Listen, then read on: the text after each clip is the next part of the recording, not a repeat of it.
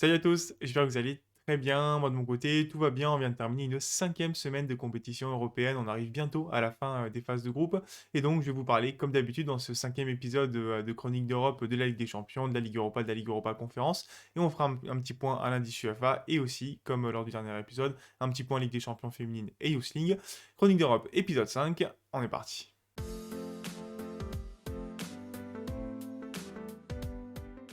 Comme d'habitude, on va commencer par la Ligue des Champions qui, à l'issue de cette cinquième journée, a donc révélé un total de 10 qualifiés sur 16 que je vous affiche maintenant. Pas mal de groupes sont quasiment joués ou même la troisième place est identifiée. Mais il y a encore des groupes qui sont assez ouverts, dont un groupe d'un club français, celui du PSG, bien sûr, qui a réalisé plutôt une contre-performance contre Newcastle, un but partout, une égalisation en fin de match. Et finalement, c'est Dortmund qui a assuré sa qualif et il y a encore 3 équipes qui sont en jeu pour la deuxième place. Newcastle donc, l'AC Milan et aussi le PSG qui est plutôt en ballottage favorable, mais il faudra quand même faire un résultat à Dortmund. Un autre groupe qui est assez ouvert, c'est bien sûr le groupe A, celui du Bayern Munich, mais surtout de Copenhague, Galatasaray et Manchester United. Le Bayern qui a perdu ses premiers points finalement face à Copenhague à un 0-0 alors que le club allemand est déjà qualifié, pendant qu'il y avait ce match qu'on attendait tous bien sûr, celui entre Galatasaray et Manchester United. Dans l'enfer d'Istanbul, Manchester United a pourtant mené jusqu'à 3-1, mais en deuxième partie de match s'est fait rattraper par Galatasaray, donc c'est 3 partout, score final. Si bien que les Red Devils n'ont plus vraiment leur destin entre les mains, puisque lors du dernier match de la 6ème journée, s'il y a un vainqueur entre Copenhague et Galatasaray, eh bien c'est ce dernier qui sera assuré de la qualification à la deuxième place du groupe. Et dans les autres matchs, même si beaucoup de groupes sont donc déjà joués, eh bien on a eu quand même des scénarios assez sympas, avec d'abord le PSV Eindhoven qui a remonté 2 buts face à Séville pour s'imposer finalement 3-2 en fin de match et assurer sa qualification aux dépens du RC Lens qui a été écrasé par Arsenal dans son groupe. C'est pas très bon pour l'indice UEFA, mais quand même belle performance du PSV. Il y a également le Real Madrid aussi qui a fait une superbe performance, encore une fois, dans son style, très clinique, avec un excellent Jude Bellingham et qui a battu donc 4-2 le Napoli. Et enfin, un match qui comptait un petit peu pour du beurre, parce que le groupe est déjà plus ou moins joué, c'est celui entre Benfica et l'Inter, où Benfica a mené 3-0 avec un triplé de Joao Mario lors du premier tiers du match. Et finalement, les Interistes sont revenus, notamment en seconde période, pour un magnifique 3 buts partout. Passons maintenant à la Ligue Europa, bien sûr la deuxième compétition européenne, où cette fois-ci on connaît 12 des 16 équipes assurées de faire top 2, mais seulement 3 équipes qui sont assurées d'être premières de poule. Ce qui est différent, le premier de poule est directement en 8ème de finale, le deuxième doit se prendre un barrage contre un troisième de groupe en Ligue des Champions, c'est pas rien. Donc les 3 heureux élus sont pour l'instant l'Atalanta, Leverkusen et Liverpool. Et on commence à en prendre l'habitude, mais on a passé un superbe jeudi côté français, avec d'abord un scénario complètement fou au Vélodrome entre l'OM et l'Ajax Amsterdam, un Ajax qui va de mieux en mieux ces dernières semaines, et qui se présentait avec des ambitions à Marseille. Finalement, c'est un match qui aurait pu mal tourner pour l'OM, qui avait concédé l'égalisation alors à 11 contre 10 en fin de match. Et puis finalement, c'est dans le temps additionnel qu'un pénalty a été obtenu, ou plutôt offert par le gardien de l'Ajax, et transformé par Pierre-Emerick Aubameyang, qui mettait donc un triplé ce soir-là, avec notamment un superbe retourné un peu plus tôt dans le match. Et donc ça fait 4-3 pour l'OM, qui assure quasiment sa qualification, en tout cas le top 2. Pour la première place, il faudra se battre face à Brighton. Rennes aussi s'est assuré une finale pour la première place du groupe après avoir battu le Maccabi Haïfa, ce sera contre Villarreal. Et enfin, Toulouse en faisant nul contre l'Union Saint-Gilloise, normalement c'est quasiment assuré de faire au moins deuxième de la poule, et en tout cas ils sont sûrs d'avoir un printemps européen, ça c'est déjà pas mal. Parmi les autres matchs, on peut citer notamment la très belle victoire du Sparta Prague face au Real Betis Ballon-Pied qui relance complètement le groupe en fait, puisque maintenant ils sont 3 équipes avant la dernière journée à se disputer la première place du groupe et donc toutes les places qualificatives. Très belle semaine des clubs tchèques d'ailleurs au global. Il y a également le nul obtenu par Servette de Genève contre l'AS Rome qui est plutôt une belle performance. Alors certes, l'AS Rome était déjà qualifié et ce sera insuffisant pour Servette pour se qualifier dans le top 2, mais ça assure au moins une troisième place pour les Suisses qui n'avaient pas vu la Coupe d'Europe depuis des années et des années, donc c'est plutôt une belle performance. Et on peut noter qu'il y a pour l'instant une seule équipe qui est sur un sans faute complet depuis le début de la saison en Ligue Europa, c'est le Bayer Leverkusen de Xavi Alonso bien sûr, 15 points marqués sur 15 possibles.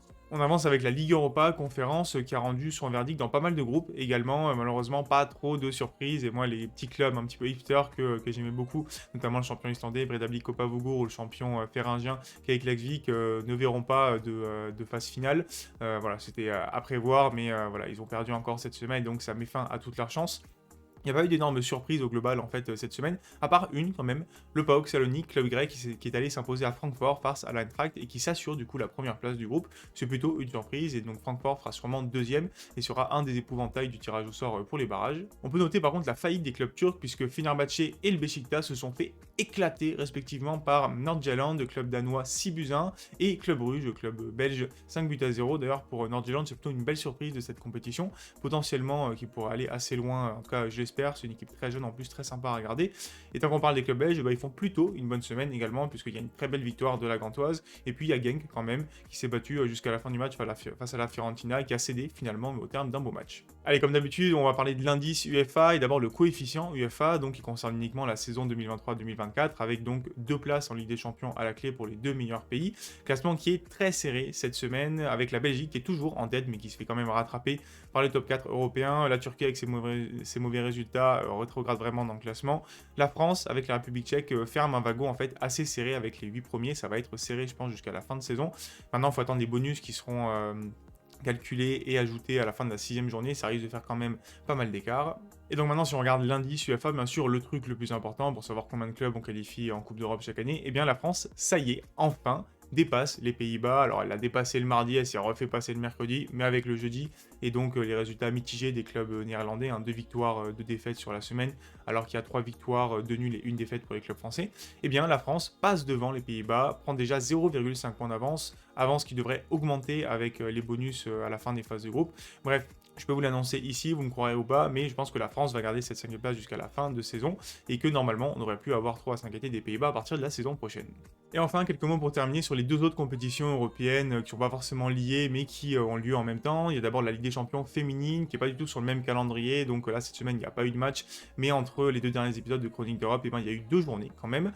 Et ce qu'on peut noter, c'est que les fortunes sont assez diverses pour les clubs français, avec d'abord l'Olympique Lyonnais, qui roule pour l'instant tranquillement sur sa poule 9-0 lors du premier match face au Slavia Prague. Au total, 2 matchs, 2 victoires, 11 marqués, 0 encaissé. À l'inverse, le PSG, lui, est plutôt en difficulté avec 2 défaites lors des 2 premiers matchs et aucun but marqué pour le moment. Dans un groupe quand même pas évident, mais voilà, c'est un petit peu décevant pour le PSG féminine.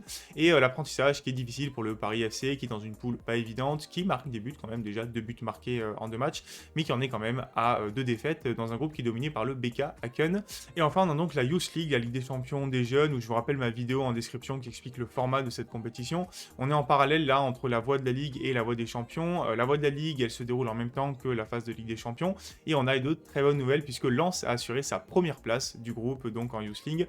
Très bonne nouvelle parce que ça assure directement la qualification en 8e de finale. Pour Paris, ça va être un petit peu plus compliqué. Ils sont 3e de la poule pour l'instant avec un dernier match à jouer et donc potentiellement une 2e place à aller chercher, mais ça va être tendu. À noter qu'on peut parler des jeunes de Salzbourg qui sont premiers de leur poule alors qu'elle n'est pas forcément évidente, et surtout Copenhague qui a aussi assuré sa qualification. La saison du club danois pour l'instant est assez exceptionnelle, il faut le souligner. Et du côté de la voie des champions, bah, ça me fait plaisir de vous parler un petit peu du FC Nantes où la saison n'est pas forcément tip top pour le moment. Et bah, du côté des jeunes, ça se passe très bien puisqu'ils ont à nouveau éliminé un champion. Cette fois, c'était le champion finlandais, le HJK Helsinki, à l'extérieur en plus, au tir au but, comme au tour précédent. Et donc, ça permet au FC Nantes de passer cette phase de tour préliminaire et de se qualifier pour les barrages où ils affronteront un 2e de phase de poule, donc de la voie de la Ligue. Pas impossible ensuite qu'ils rejoignent d'autres clubs français. En tout cas, on va avoir des grands noms qui vont peut-être affronter le FC Nantes et ça, c'est plutôt sympa. Et donc je m'arrête là pour ce 5e épisode de Chronique d'Europe. On arrive bientôt donc à cette fin de phase de poule. Épisode un petit peu plus court que les autres. J'ai voulu tester un format un peu plus dynamique et résumé. Vous me direz en commentaire si ça vous plaît ou si vous préférez que je sois un petit peu plus exhaustif. J'adapterai pour la suite. Comme d'habitude, si vous avez aimé cette vidéo, n'hésitez pas à la liker, la partager, lâcher un petit commentaire pour le référencement et vous abonner à la chaîne également. C'est le mieux que vous puissiez faire pour m'aider. En attendant, je vous souhaite un très bon week-end de foot et je vous dis à très bientôt pour Parler Foot. Ciao, ciao.